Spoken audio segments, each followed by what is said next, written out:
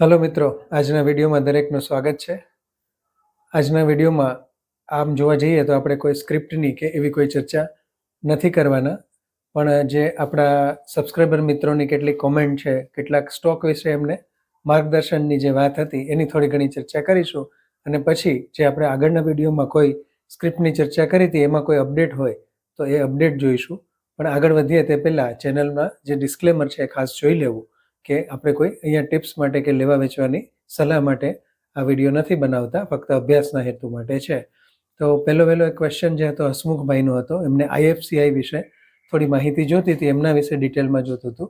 પણ ડિટેલમાં એક કંપનીનો વિડીયો બનાવવો શક્ય નથી, એટલે કેટલોક ઓવરવ્યૂ આપણે લઈ લઈએ. તો IFCI લગભગ 62 રૂપિયાની આજુબાજુ ભાવ ચાલે છે અને 91નો હાઈ છે, 28 ઉપરનો કંઈક લો છે. પણ IFCI જે છે ફાઇનાન્સ કોર્પોરેશન કંપની જે કહેવાય, ગવર્મેન્ટ ઓફ ઇન્ડિયાની જ કંપની છે અને એક સમયે ખૂબ લાઇમલાઇટમાં હતી વર્ષો પહેલાં.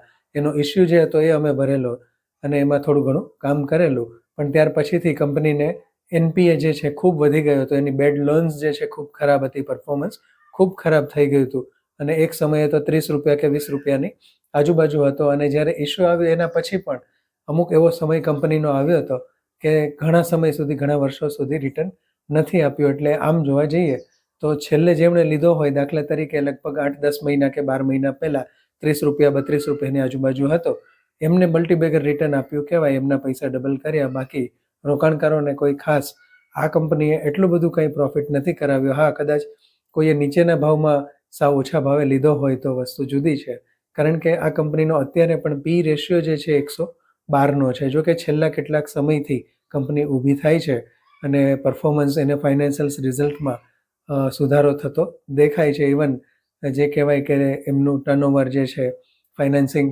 પ્રોફિટ વધતો જાય છે, AUM વધતું જાય છે, એટલે સુધારા ઉપરની કંપની છે. બાકી ROC ને ROEમાં અત્યારે કંઈ એટ્રેક્ટિવ નથી. ROC 10 છે અને ROE 3%ની આજુબાજુમાં છે.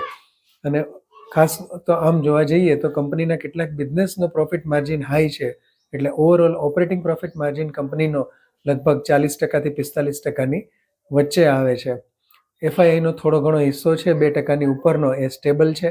અને DII જે છે એનો હિસ્સો છેલ્લા કેટલાક ક્વાર્ટરથી ખૂબ ઘટ્યો છે. 8%ની ઉપર હતો, એમાંથી અત્યારે 2% ઉપર જેવો, કંઈક 2 પોઈન્ટ સમથિંગ જેવો હિસ્સો અત્યારે મળે છે. એટલે DIIનો હિસ્સો ઘટ્યો છે અને પબ્લિકનો હિસ્સો વધ્યો છે. ગવર્મેન્ટનો સ્ટેક એઝ ઇટ ઇઝ છે, એમાં કોઈ ડાયલ્યુશન નથી. અને DIIમાં ખાસ કરીને LICનો હિસ્સો સૌથી વધારે જે હતો, એમણે પોતાનો સ્ટેક સેલ કર્યો હોય એવું શેર હોલ્ડિંગ પેટર્ન ઉપરથી લાગે છે. પણ આ બધા નાના ભાવના શેર છે અને કંપની અત્યારે ટર્ન અરાઉન્ડ થાય છે, તો જો ધીરજ હોય તો આવનારા સમયમાં કદાચ રિટર્નની અપેક્ષા રાખી શકાય. બાકી અત્યારે કોઈ એનું પિક્ચર કે ઇવન પર્સનલી મને પોતાને અત્યારે એમાં કોઈ એડ કરવાનું કે એવું કંઈ સ્ટ્રેટેજી નથી ધ્યાનમાં બેસતી.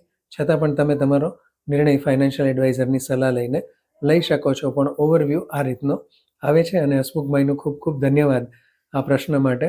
બીજો જે પ્રશ્ન હતો એ દિલીપભાઈનો હતો, ONGC ઉપરનો હતો. ONGC ઉપર ખરેખર એક ડિટેલ વિડીયો લાંબો એવો બને એમ છે, પણ અત્યારે ટૂંકમાં કેટલીક બાબતો જણાવી દઈએ તો 200 ને કંઈક 32-38ની આજુબાજુનો ભાવ છે. 345નો હાઈ કરી અને 204નો એનો 52 અઠવાડિયાનો જે કહેવાય કે લો છે. P રેશિયો ઘણો રિઝનેબલ છે, 7 પોઈન્ટ સમથિંગ છે. પણ ગવર્મેન્ટની અને આ સેક્ટરની કંપનીઓમાં P રેશિયો જે છે પ્રમાણમાં ઓછો જ હોય છે. કંપનીનું મેઇન કામ જે છે ઓઇલ ડ્રિલિંગનું અને એને લગતી સર્વિસીસનું, એના કોન્ટ્રાક્ટનું અને એ છે. એટલે આ કંપનીને આમ જોવા જઈએ તો ક્રૂડ ઓઇલનો ભાવ વધે ત્યારે એમને ફાયદો થતો હોય છે અને ભાવ ઘટે ત્યારે એમનો થોડો પ્રોફિટ ઓછો થતો હોય છે. ROC અને ROE સારું છે, 18% ઉપર ROC છે, 100% ઉપર ROE છે, એટલે રેશિયો સારો કહી શકાય. અને એમાં ગવર્મેન્ટની કંપની માટે વર્ષો જૂની કંપની છે અને ખૂબ સારી એવી લેગેસી ધરાવે છે. બ્રાન્ડ નેમ પણ બજારમાં ખૂબ સારું છે, પણ B2B બિઝનેસ જ હોવાનો છે અને ખાસ તો ગવર્મેન્ટ સેક્ટરમાં જ વધારે સપ્લાય હોય છે. એક એટ્રેક્ટિવ વસ્તુ જે છે ONGCમાં ડિવિડન્ડ યીલ્ડ છે, કે જે 5થી 6%ની વચ્ચે, 5-5.5% જેવી આ કંપની ડિવિડન્ડ યીલ્ડ આપે છે.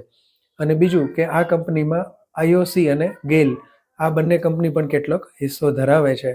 એ સિવાય આમ જોવા જઈએ તો પબ્લિકનું હોલ્ડિંગ ખૂબ જ ઓછું છે, 3.55% છે.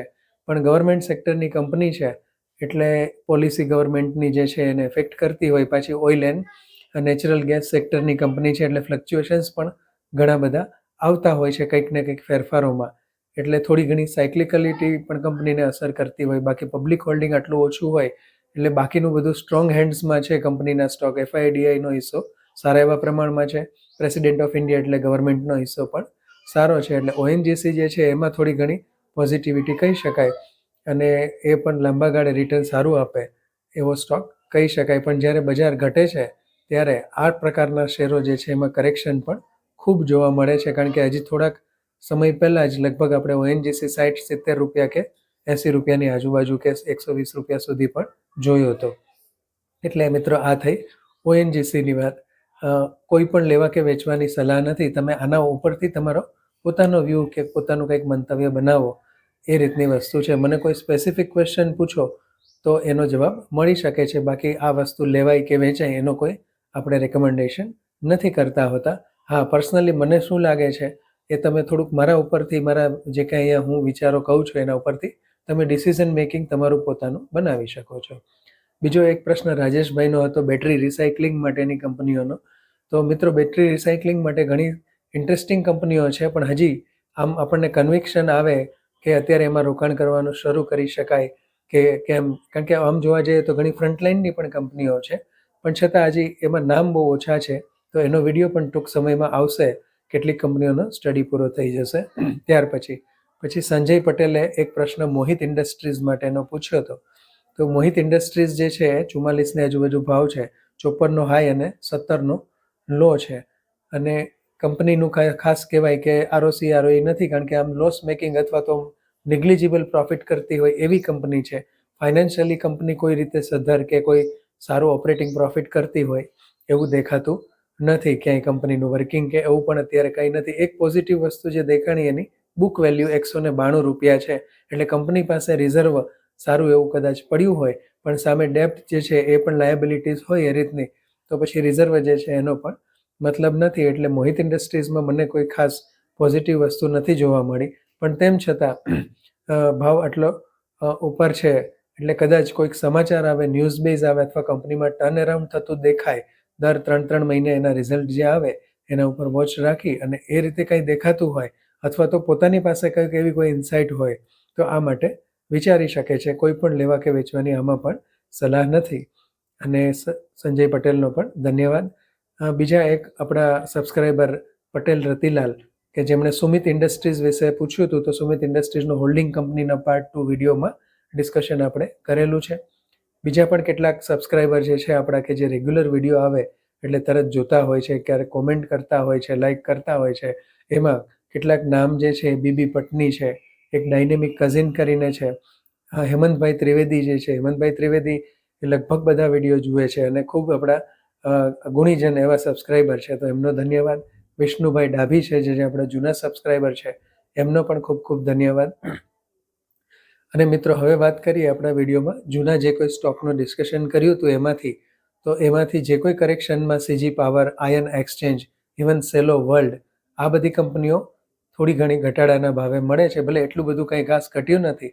એની સામે અપાર ઇન્ડસ્ટ્રીઝ, EID, પેરીથી માંડી અને બીજી બધી કંપનીઓ કોઈ ખાસ ઘટાડામાં છે નહીં, ઉલટાની ત્યાંથી હજી અપ જ છે. તો સ્ટ્રેટેજી હજી એ જ પ્રમાણે કમસે કમ પર્સનલી મેં તો રાખી છે કે ઘટાડો વધારે આવે તો સેલો વર્લ્ડ થોડા ઘણા ભેગા કરી શકાય, CG પાવર ભેગા કરવા.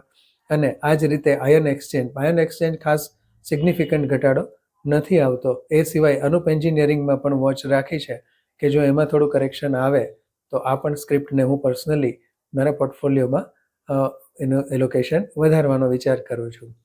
તમે પોતે શું મંતવ્ય જણાવો છો એ ખાસ કહેજો. અને મિત્રો, જે કોઈ સ્ટોકના નામ લીધા એમાં ફરીથી લેવા કે વેચવાની કોઈ ભલામણ નથી.